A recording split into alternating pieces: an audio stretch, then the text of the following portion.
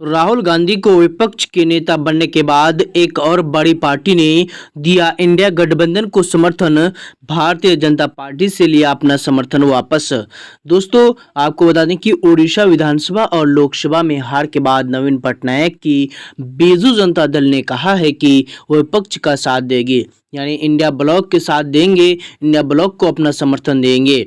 बता दें कि नरेंद्र मोदी के पिछले 2 कार्यकाल में बीजेडी संसद में बीजेपी के साथ खड़ी रहती थी।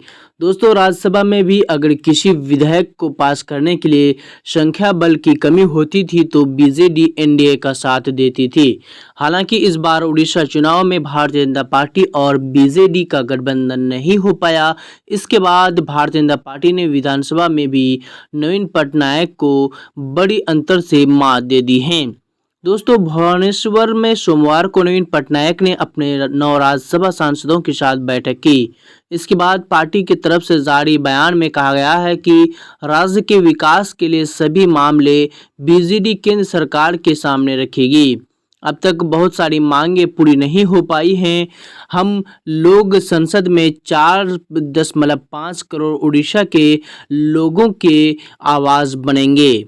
दोस्तों, यानी नवीन पटनायक ने कहा कि हम संसद में 4.5 करोड़ उड़ीसा के जनताओं की आवाज़ बनेंगे। बता दें कि बीते 10 साल में बीजेडी ने कई बार सरकार को बाहर से अपना समर्थन दे चुके हैं। दोस्तों, एक बार बीजेपी के दिग्गज नेता सुषमा स्वराज ने कहा था कि बीजेपी के अलग होने का प्रस्ताव एक दिन नवीन पटनायक को जरूर होगा।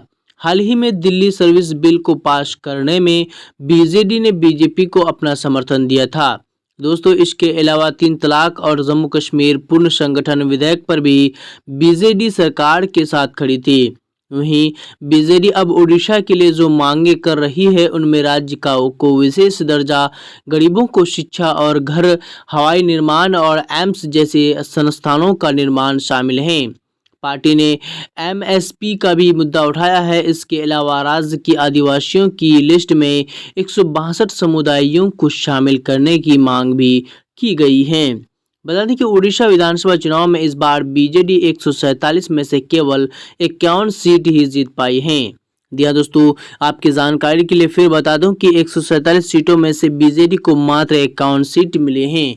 उससे पहले बीजेपी के खाते में 112 सीटें आई थी। वहीं 78 सीटों के साथ बीजेपी ने उड़ीसा में अपनी सरकार बना ली है।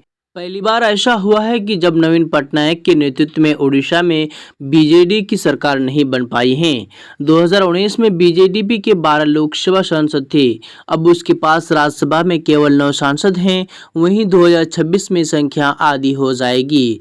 तो दोस्तों, बता दें कि बीजेडी नेता सस्मित पात्रा ने कहा है कि नवीन पटनायक ने साफ निर्देश दिया है कि राज्य के लोगों के हित में लड़ाई लड़ी जाए। बीजेपी को अब समर्थन नहीं मिलेगा, केवल विपक्ष का साथ दिया जाएगा।